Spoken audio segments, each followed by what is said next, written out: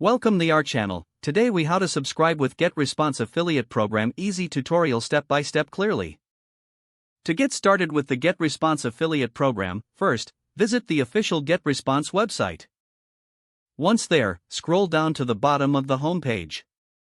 Look for the affiliate program link in the footer section. Click on that link to be directed to the affiliate program details. Next, you'll find an option to sign up or join the program. Click on the Join Now button to proceed. You will be taken to the registration page. Fill in the required information, including your name, email address, and any other necessary details. Choose a strong password for your account. After you've completed the form, review your information for accuracy.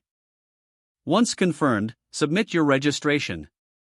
You will receive a confirmation email shortly after. Open the email and click on the confirmation link provided. This action will verify your account.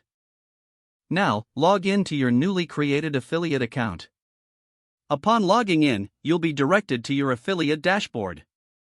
Familiarize yourself with the dashboard layout and available resources. Look for the section that provides your unique referral link. Copy this link as it will be essential for promoting GetResponse. Next, you can select marketing materials from the dashboard. These resources will help you effectively promote the affiliate program. You can share your referral link on social media, blogs, or websites.